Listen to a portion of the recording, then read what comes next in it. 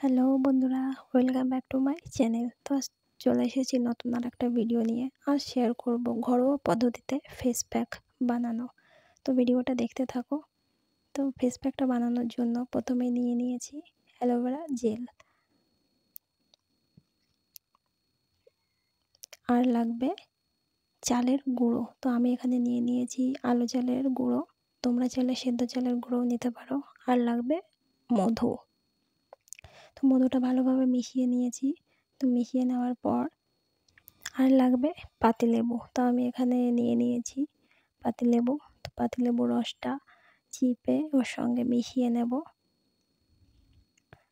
তো নেওয়ার পরে সুন্দর করে চামচ দিয়ে এটা মিক্স করে নেব। যত ভালোভাবে মিক্স হবে তত ওটা ভালো হবে ফেস প্যাকটা।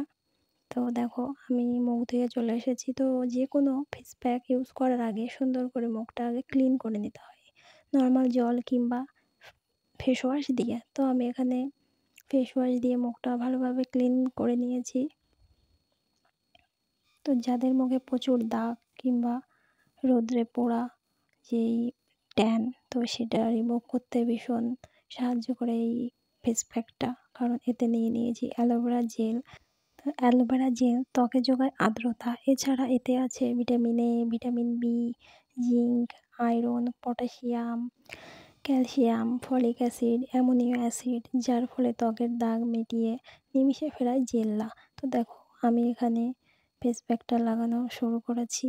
তো ফেস প্যাকটা আঙুল দিয়ে সুন্দর করে লাগিয়ে নেব। স্কিনের জেল্লা জোগাতে মধুর বিকল্প অনেক। মধুতে রয়েছে ভিটামিন বি, আয়রন, ক্যালসিয়াম ও পটাশিয়াম। এতে আছে অ্যান্টি ফাঙ্গাস ও অ্যান্টিব্যাকটেরিয়াল উপাদান।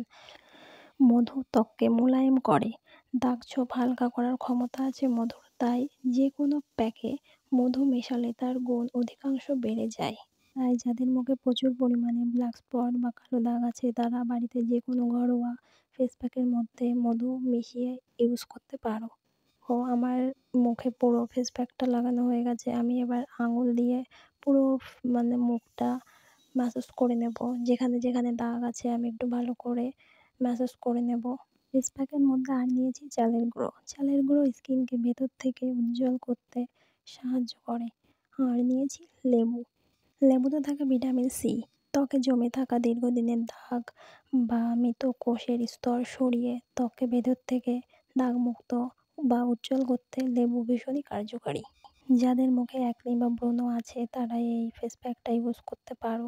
ব্রণ সেরে গেছে কিংবা ব্রণের দাগ রয়ে গেছে এখনও, তারাও এই ফেস প্যাকটা কিছুদিন ইউজ করো, দেখবে নিজেরাই নিজেদের পরিবর্তনটা বুঝতে পারবে।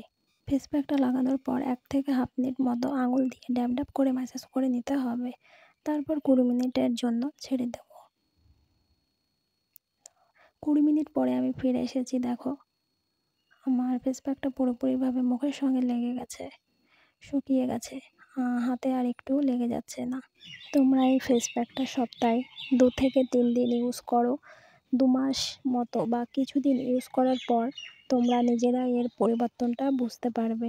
তো দেখো আমার মুখ পুরোপুরিভাবে শুকিয়ে গেছে।